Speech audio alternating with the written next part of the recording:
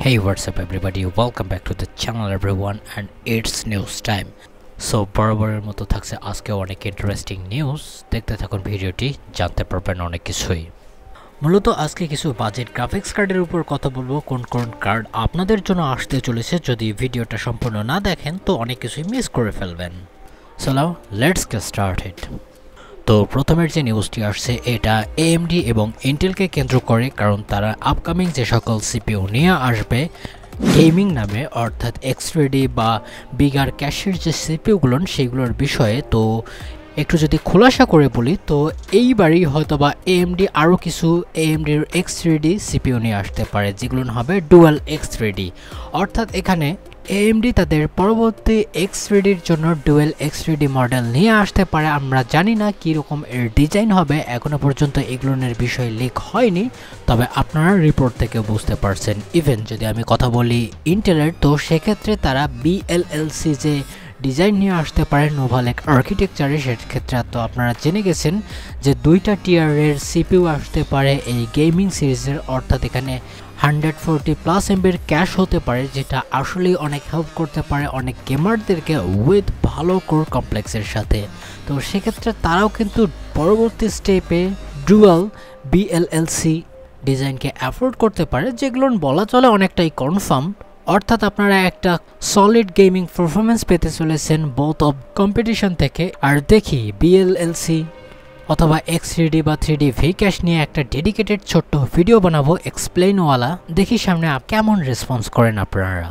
তারপরের যে নিউজটি আসছে সেটিও ইন্টেলের কাছ থেকে, আর এটা ল্যাপটপ ইউজারদের জন্য বিশাল একটা ব্রেক থ্রু হতে পারে যারা ইন্টেলকে ভালোবেসে থাকেন, কারণ তাদের নোভা লেক যে মোবাইল সিপিইউগুলো আসবে এগুলো ফিচার করতে পারে up to 28 course. Yes, 28 course আপনারা ল্যাপটপের মধ্যেই পেয়ে যাবেন। তবে হ্যাঁ, এখানে আপনারা জানেন হাইপার থ্রেডিংয়ের বিষয়টা উঠে গেছে। তবে সবচেয়ে ইন্টারেস্টিং পার্ট হবে এবার যে IGP এখানে লাগানো থাকবে। আপনারা APU এটাকে বলতে পারেন, অর্থাৎ AMDর সাইড থেকে। তো এখন যদি আমরা ল্যাপটপের জন্য হাই এন্ড চিপসের দিকে দেখি, তো সেক্ষেত্রে যে X সিরিজ হবে সেক্ষেত্রে আপনার কোয়েডকভ 8টা পারফরমেন্স কোর পেয়ে যাবেন, আর্টিক উলফের পেয়ে যাবেন 16টা কোর, আর ব্লু পাওয়ার একবারে যেটা কোর থাকবে সেটা থাকবে 4টা, আর 4টা থাকবে সেলেস্টিয়াল আর্কিটেকচার অর্থাৎ XG3 আর্কিটেকচারের 4টা কোর GPU কোর, যেটা আপনাকে অনেক ক্ষেত্রেই হেল্প করবে। তবে আপনারা বলছেন যে এটা তো অনেক পাওয়ারফুল হওয়ার কথা, এরকমটা কেন নয়? কারণ এগুলোর সাথে হয়তোবা AMD অথবা NVIDIAর কোনো ডেডিকেটেড গ্রাফিক কার্ডের সাথে প্যাক হয়ে আসবে। কিন্তু এখানে ইন্টারেস্টিং যেটা বিষয়, সবচেয়ে interesting, Nova lake AX appear হয়েছে। এর আগেও আমি আপনাদেরকে নিউজে বলেছিলাম যে এটাও 28 কোরেরই হবে, সিমিলার কোর কনফিগারেশন। তবে এখানে XC3 যে LP আর্কিটেকচারের GPU হবে সেখানে থাকবে 48টা। যদিও আমরা কনফার্ম ধরতে পারি না এটাকে, তারপরে যদি এই সংখ্যায় আসে তো আপনারা বুঝতে পারছেন AMDর অবস্থা কি হয়ে যাবে। আমার এখনও সন্দেহ আছে 48টা দেয় কিনা। যদি এক্ষেত্রে 20 থেকে 28টা পর্যন্ত দেয়, তারপরেও AMDর অবস্থা টুবি যদি এক্স্যাক্টের কথা বলি তো সেক্ষেত্রে দেখা যাবে যে স্ট্রিক্স হ্যালো কিন্তু একটু বিপদে পড়লেও পড়তে পারে। তবে হ্যাঁ, নর্মাল কিছু সিপিইউ আসবে তার নিচে, অর্থাৎ এই সিরিজের যে সকল সিপিইউ হবে যেগুলো X ছাড়া, তো সেক্ষেত্রে সর্বোচ্চ আমরা 12টা কোর দেখতে পারি এক্ষেত্রেও। তবে দেখার বিষয় 48 কোরের সাথে নিয়ে আসতে পারে কিনা। যদি আসে তো ইন্টেল গেম চেঞ্জ করে দিতে পারে আবারও ল্যাপটপ মার্কেটে। তারপরের যে নিউজটি আসছে সেটি আসছে AMDর কাছ থেকে, আর AMDর নেক্সট জেনারেশন যে সকেট হবে অথবা প্ল্যাটফর্ম উইচ ইজ AM6, এই সকেটের সাথে যে সকল ফিচার আসবে সেটা তো আমরা দেখবই। তার আগে দেখে নিই এবার পিন কত হতে পারে। তো এখানে বলা যাচ্ছে 2100-র কাছাকাছি পিনস থাকলেও থাকতে পারে। আর এটা ইন্টারেস্টিং একটা বিষয় শেয়ার করতে পারে, সেটা হচ্ছে AM5 সকেটের যে কুলার কম্প্যাটিবিলিটি আছে হয়তোবা এটার সাথে ম্যাচ করতে পারে সাইজ ওয়াইজ আর কি কথা বলছি। তো এক্ষেত্রে যদি আমরা পিনের ইনক্রিমেন্ট দেখি তো AM5-এর চেয়ে প্রায় 22% এবার পিন বৃদ্ধি হবে। তবে যেই নিউ টেকনোলজিগুলোকে অ্যাডপ্ট করবে, to be honest directly adopt করবে, সেগুলো হচ্ছে 2000 সালের মধ্যে আসবে আর কি, অথবা লেটের দিকেও এটা আসতে পারে। তো আর্কিটেকচারের কথা বললে Gen 7 আর্কিটেকচারের সাথে এটা আসতে পারে। PCI Express 6-এর মডেল এখানে আমরা দেখতে পারি, অর্থাৎ জেনারেশন 6। আর যদি মেমোরির কথা বলি বা কম্প্যাটিবিলিটির, তো সেক্ষেত্রে আমরা DDR6কে দেখতে পারি বা পারবো। আবারও বলছি 2027 সালের লেটে অথবা শুরুর দিকে 28 সালে এটা দেখতে পাওয়া যেতেও পারে। তারপরের যে নিউজটি আসছে এটি অ্যাপলের কাছ থেকে, আর আমরা অলরেডি জেনে গেছি বা অনেক জায়গায় দেখেছি যে আইফোন 17 সিরিজ কেমন হতে চলেছে, বিশেষ করে তাদের প্রো মডেল এবং এয়ার মডেলগুলো। আপনারা দেখতেই পারছেন পিকচারে, এরকম হবার সম্ভাবনাটা অনেকটাই আছে। কেন বলছি, এখনও যেহেতু আসেনি, তবে এখানে আরেকটা বিষয় জানা যাচ্ছে যে এবারও প্রাইস হাইক হতে পারে, কারণ অলরেডি পৃথিবীর ট্যারিফ নিয়ে অনেক ব্যস্ত, তারপরে আবার স্টোরেজ নিয়েও তারা আর কি একটু খেলাধুলা করতে চায় যে দেখি আমরা আমাদের ক্লায়েন্টকে অথবা আমাদের কনজিউমারকে টেস্ট করে দেখি কতটা লয়াল, আসলে কি তারা পে এক্সট্রা করতে পারবে আমাদের জন্য, আর যদি না করে তো ট্যারিফের উপর দিয়ে চালিয়ে দেবো, এরকমটাই আর কি চিন্তা ভাবনা করছে টিম কুক। তো এখন আমরা চলে আসি জিপিইউ সেকশনে, যেটি নিয়ে কথা বলবো। তো প্রথমেই যদি এএমডির কথা বলি, তো তারা দুইটা most affordable graphics card launch করে দিয়েছে, আর একটা করেছে অ্যানাউন্স, অর্থাৎ তিনটা কার্ড, আর তিনটাই অনেক অ্যাফোর্ডেবল। তো প্রথমে যদি কথা বলি, এএমডি বাজেটকে মাথায় রেখে এবং প্রফেশনাল ইউজারদেরকে টার্গেট করে তারা প্রো সিরিজের W7400 জিপিইউকে লঞ্চ করে দিয়েছে, যার টিডিপি অনেক কম, স্পেকেও আপনারা বুঝতেই পারছেন কম, শুধুমাত্র 55 ওয়াট। আর যদি কোরের কথা বলি তো 1792 RDNA 3 আর্কিটেকচারের কোড দেখতে পারেন। এখানে ভালো একটা বিষয় হচ্ছে 8 জিবির মেমোরি তারা রেখেছে আর কি, এমন না যে একবারে 4 জিবি বা 6 জিবি করেছে, গুড এনাফ। তবে দুঃখের বিষয় এটা শুধুমাত্র ওইএম, অর্থাৎ আপনারা ডিরেক্টলি কিনতে পারবেন না। আর এরকম আরেকটা কার্ড তারা লঞ্চ করে দিয়েছে, Radeon RX 7400 নর্মাল এডিশন, অর্থাৎ আপনারা যেগুলোতে গেমস খেলেন এরকমই, তবে ডিরেক্টলি এটাও আপনারা পাবেন না কারণ এটা ওইএম। তবে হ্যাঁ, এখানে আরেকটা বিষয় আছে, অন্যান্য সাইট থেকে বা অন্যান্য সিস্টেমেটিকভাবে আপনারা পেতে পারেন। তো স্পেকের যদি কথা বলি, এটা নাভি 33তে বেস হচ্ছে, যার কোর হচ্ছে এগেইন 1792, যেটা RX 7600 এর চেয়ে স্লাইটলি কম।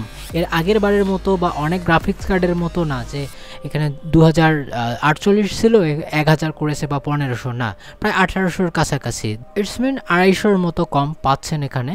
তাছাড়াও যদি আমি মেমোরির কথা বলি, তো GDDR6 এর 128 বিটের 8 জিবি পেয়ে যেতে পারেন, 10 জিবিপিএস এর স্পিড, অর্থাৎ স্পিডের। আর টিডিপির কথা বললে মোটামুটি ভালো, এখানে আমি দেখছি শুধুমাত্র 43 ওয়াট, যেটা আসলেই বিশাল একটা ব্যাপার। 7600-এ আপনারা জানেন 165 ওয়াট ছিল, এটা শুধুমাত্র 43 ওয়াট, যেটা ওইএম আবার বলছি। তবে হ্যাঁ, যদি মার্কেটকে স্কিপ করে আসতে পারে তো সেক্ষেত্রে একটা ভালো থিং হতে পারে। তবে এখন যেটা নিয়ে কথা বলবো সেটা আসলে আপনাকে অনেক ফায়দা দিতে পারে।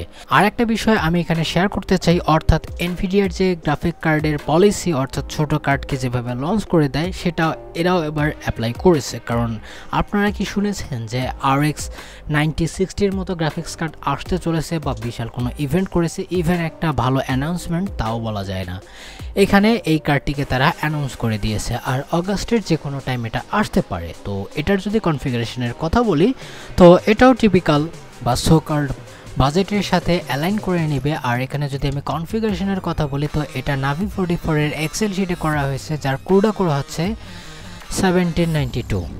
বাই দ্য ওয়ে, আগের যে দুটো কার্ডের কথা বলেছিলাম সেগুলো ডিফারেন্ট আর্কিটেকচার, আর এটা হচ্ছে ডিফারেন্ট, অর্থাৎ আমরা RX 9060 XT-র চেয়ে স্লাইটলি কম ধরতে পারি, অর্থাৎ 250-র কাছাকাছি কম কোর, ক্লকে শুধুমাত্র অল্প একটু কম দেখতে পারছি, 100 মেগাহার্জ কম, DDR6 মেমোরি দেখতে পারছি 8 জিবির সাথে, অর্থাৎ 128 বিট এবং 18 জিবিপিএস এর সাথে এর ব্যান্ডউইথ চলে আসে প্রায় 288 জিবিএস এর কাছাকাছি। আর যদি পাওয়ারের কথা বলি, শুধুমাত্র 132 ওয়াট, যেটা আসলেই একটা ভালো থিং। তবে হ্যাঁ, এখানে আরেকটা বিষয় আপনাদেরকে মেনশন করতে চাই, এটা কার্ড, অনেক কার্ড আমি দেখেছি যেগুলো 8 লেনের সাথে আসে, তবে হ্যাঁ, এটা পিসি এক্সপ্রেস জেন 5-এর সাথে 16 লেনের সাথে চলবে। তবে এখানে আর একটা কনসার্নের বিষয় হচ্ছে ওইএম ফার্স্ট হবে, তারপরে সিস্টেম ইন্টিগ্রেটর, অর্থাৎ পাবেন আপনারা দেরিতে, হয়তোবা তাদেরকে প্রথম রিলিজে দিয়ে দিবে এই কার্ডগুলো, আর পরবর্তীতে আপনারা যে সকল কার্ড দেখেন, এসুস বলেন,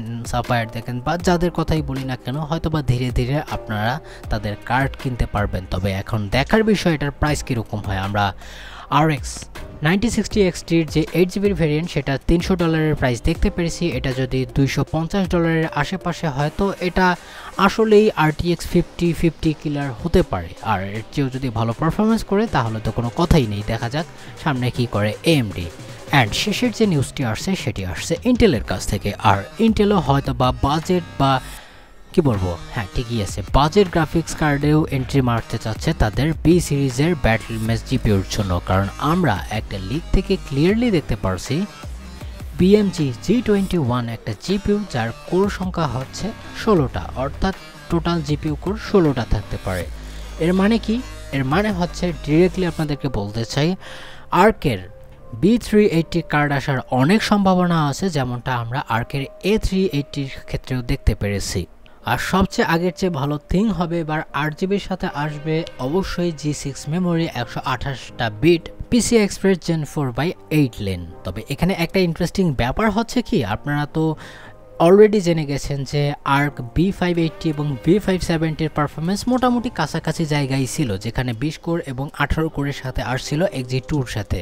তো এবার থাকবে 16টা, অর্থাৎ প্রায় কাছাকাছি পারফরমেন্স করলেও করতে পারে উইথ ভালো প্রাইসিংয়ের সাথে। অর্থাৎ আগের বারের প্রাইসিংয়ের সাথে যদি ম্যাচ করে এই জিপিউটি মার্কেটে নিয়ে আসে, আমি আপনাদেরকে বলছি সবচেয়ে ফ্লারিশ হবে এই গ্রাফিক্স কার্ডটি। কারণ বাজেটে থেকে আমি আবারও বলছি 15 থেকে 20,000 টাকার প্রাইস রেঞ্জের মধ্যে যদি একটা মারাত্মক লেভেলের পারফরমেন্স পাওয়া যেতে পারে, লাইক আপনারা 3050-র 8জিবির মতো পারফরমেন্স পাচ্ছেন এই প্রাইসে থেকে, তো আপনারা কেন নেবেন না? অবশ্যই আপনারাও চাহিদা করবেন যদি এই কনফিগারেশনই থাকে আর কি। আর এটা করার সম্ভাবনাও আছে, কারণ ইন্টেল কিন্তু মার্কেট ধরতে চাচ্ছে। অলরেডি তারা 3% মার্কেট শেয়ার করেই নিয়েছে এই ডেডিকেটেড জিপিউর ক্ষেত্রে। তো সেক্ষেত্রে একটা ভালো বিষয় বা থিঙ্কফুল চিন্তাভাবনা তো তাদের মার্কেটিং টিম করতেই পারে।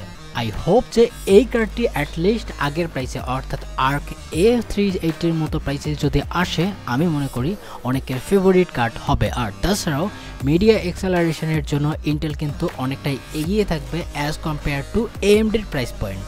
আই হোপ যে ভিডিওটি আপনাকে ভালো লেগেছে। যদি লেগে থাকে অবশ্যই লাইক দিবেন, যদি কিছু বলার থাকে অবশ্যই কমেন্টে জানিয়ে দেবেন। আর এখনও চ্যানেলটিকে সাবস্ক্রাইব না করে থাকলেন প্লিজ 1 সেকেন্ডের ব্যাপার করে দিন।